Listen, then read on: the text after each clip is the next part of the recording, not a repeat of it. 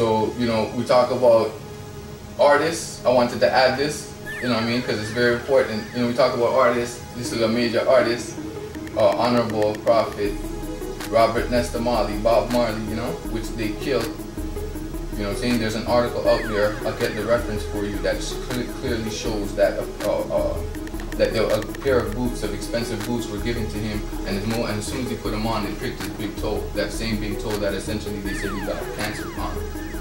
And there's articles on that, so go online. I don't have the reference, so I do apologize for that, but I add it to the DVD. So just watch for that, I will put it on.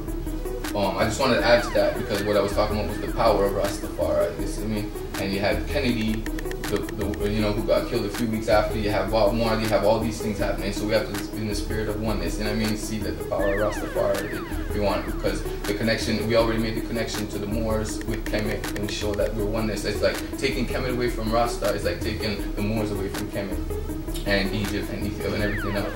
You know, I just want to show that power. You know what I mean? Thank you. Thanks for your time. You know, real talk. I agree with that, Virgin. Yo, brother Jupiter just brought up some topics. Yo, you're just talking about like, okay, let's talk about like the Kemetic connection to Rastafari with Haile Selassie. You mentioned Asar. Now, the specific thing that I know about Rastafari, from Rastafari, living Rastafari for almost 10 years straight, Bobo Shanti, almost 10 years Bobo Shanti straight. But the question, what I wanted to I wanted to support what you said, that in Bobo Shanti order, they recognize Haile Selassie as, they recognize the Trinity concept, and the expression is prophet, priest, and king. The 3 in 1, the 1 in 3 that never disagree. And it's the spirit of those 3 that make up the manifestation of God in their terms, in Rasta terms, right? So from the perspective of who Haile Selassie was being that he being the king of the Trinity, right? And Bobo Shanti, maybe more uniquely to the other divisions of houses, had an understanding that every single emperor and empress that sat upon the throne of Abyssinia, going all the way back to the Solomon and the Queen of Sheba, and going all the way back before that, were known to be the representative of God on earth. Like in Kemet, where all the leaders were titled Heyrus, meaning that they were the son of Asars, trying to re-establish their father's kingdom, just like the invasion of Mussolini in 28, right? And this one on the throne, this baby Heru, or this Heru on the throne, was this responsibility to keep the sovereignty, or to re-establish his father's throne of Asar, Judah, everything of what Jupiter just explained, to bring that back into remembrance, or to keep it saved. That's why Haile Selassie was the 225th direct descendant of Queen of Sheba and King Solomon of the sovereign empire of Abyssinia. And then if you go online, or we will send it to you straight, Ethiopia has their lineage of kings going back to Ori, the son of Ham. And on their lineage going all the way back, you have Kemetic names on their lineage, specifically even showing you the specific timelines in when their kings were subordinate to the Kemetic king, including Taharqa at the time. At that time, Taharqa, the throne of Kemet, Kemet moved south to Meroe, am I correct? And this is where the modern day Ethiopian script dialect, minor dialect of change, came from, being a child language of Medunater, as Jupiter just said. You're teaching me right now. Bro, the overstanding of what Bobo Shanti was, you know what I mean? Like with Rastafari, it was a movement, a way of life, and it has reached everybody. It is universal. And it's those principles which has been able to transcend all boundaries from one little island named Jamaica. because this concept is universal. But what's happening and what we're contributing to the movement is that it keeps going. Every generation adds to it and strengthens what its history has been. So we're gonna bring to light a lot of stuff that I know a lot of people have not known about Rastafari.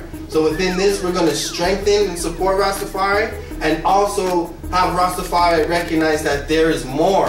So everything that we've been doing, the Moors have already been on it, but they never had the same spirit as Rastafari in the in North America, in that sense, in our recent past, because of the infiltrations, you know, the counterintelligence programs and all this kind of stuff. Agent provocateurs. Agent provocateurs. I'm gonna get at you soon.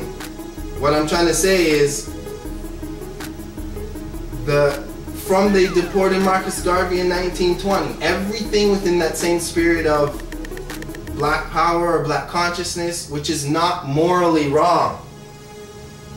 We're gonna come to the debate on the words and stuff later, but to be clear, Bobo Shanti was the most extreme black power group out there. Black supremacy is what we chanted. We never wore the color black on top of the color white. You would see Bobo say, oh yeah, do Bobo, black over white, ever right. Right over wrong. God over dead. Good over evil. Every time there's a lot of these, like The Secret. You know that book, The Secret, or that concept. To me, that's what Rastafari manifested. Watch The Secret of the Secret, okay? Because we Grand Sheik and Jupiter KTS, The Secret of the Secret, we dropped that, and that's coming up, or it already dropped. We did The Secret of the Secret. Check the catalog. Oh, I gotta check that, man. The Secret of the Secret. Yeah, man. And a short time after ours was done, Anthony T. Browder, who is one of my teachers, who taught me when I was like 17 from Nile Valley Contributions to Civilization, he came up with The Secret of the Secret. And I talked a little bit about this on one of the other DVDs. So it just shows you that things are like real crazy, because he talks about the same things. He shows the DVD cover called Quantum Physics, and he talks about that. He talks about a bunch of The Secret of the Secret. Big, that's big. I'm gonna get on that, yo. Get on that. Seriously. To add to that, so we have an understanding, like, okay, language, the kinetic connection, stuff like so. And then when they seen the prophet, in Bobo Shanti concept, they see Marcus Garvey as the prophet, which we're gonna tie in to say that they're on the right track. And they seen the prophet as the one that gives the vision, the scribe, so that if you, and then after the priest is the one that brings ceremonial order. Prophet, priest, and king. They say the three in one, the one in three that never disagree. Blessed Trinity. And it's the same concept like in Kemet. Every dynasty had their own interpretation of the Trinity. Whether you put, you can help me on this, Asar, Aset, Heru, other dynasties would be... No, you also had like Nebuchadnezzar, Amen, Raphatah, which is a Trinity. Which is also a Trinity. So right there you have that. You have that one. So you have those, and then within itself, there's plenty of Trinities. Within the Tree of Life, you have Asir, Tahuti, and Seker, which creates a Trinity. So you have a lot, you know what I mean? Okay. And then you also have a Atum Ray, or Atum, with Shu and Tefnut. Okay. That's a Trinity, talking about the electron, the positive, the electron, the proton, and the neutron. So electron, Shu, Tefnut, and Atum Ray. So yeah, the Trinity's all over. See, big. And it's that concept that they picked up on. The monotheism is right there too. That's it, right? God within, and that's where Rastafari come with I and I. Right. Meaning the God within. I, and also mean I and I. We are one, we. A lot of His Majesty's speeches, he never spoke from a position of just I. He always said we. So when Rastafari was come and talk, they would never just say I. In the spirit of Asar. In the spirit of Asar. Because we are one. Right. So, and that's where, and then the concept of Bobo Shanti, I'm going to give you a little rundown in history, but I want to, this the formation of Rastafari from my research and my reasonings with specific people, specific priests. I was an official Bobo Shanti, active Bobo Shanti, card-carrying member of the Congress an attempt to set up or reestablish our government in this hemisphere. Anyway, the turban and what you were wearing right now, the Asar crown, right? This is a soft concept, and this is a hard concept. You can alter it, you can put beads on it if you want, you can cut it short, you can extend it long, you can turn it to gold if you like. Meaning this man right here, why is he wearing a fez? Like, I'm gonna show you this is a fez. And if you don't believe me that the culture of Abyssinia, their rulers wore fez, go 3 emperors before Haile Selassie. His name was Emperor Johannes. Me and him look almost exactly identical. Emperor Johannes, meaning when you translate it into English is Emperor John. When they're talking about the land of Prester John, when Europe was looking for the land of Prester John during the 17 and 1800s, they heard about Emperor Johannes. And on his crown, before he became emperor, when he was the Prince of Tigray, the northern region, he wore, and their fezes, you can go online and look at them. The collection of their gold, they're shorter, they look like this, but they're gold and they have a tassel hanging from them. I wish, I don't have that in print, that picture, but I'm gonna put ink in my printer now, because that would have been really nice to show. But go online, Emperor Johannes, they have drawings of it too, of him wearing it. Google photos, or whatever search engine you want to talk. But that's the point. Now, this emperor, being knowingly the 225th direct descendant of King Solomon and Queen Sheba, the whole country, the whole world knows this, which is why in 1930, they all went and paid homage to their ruler. I mean, all these so-called European kings and other nation kings, including Afghanistan's and the Indias and the King Abdullahs and all these people, 1930, all had to go do protocol. And what Emperor Haile Selassie did was he said, I want to put the whole world on notice and let the whole world know in this new day and age where media, cameras, and technology, and let the whole world know that everybody pays homage to me, the King of Kings, to the Abyssinian Empire, because why? Their bloodline, these usurpers on the kingdom, infiltrated into the bloodline of Moabites. And I'm going to show you how Haile Selassie's people of Sheba, this kingdom of Abyssinia actually came from Yemen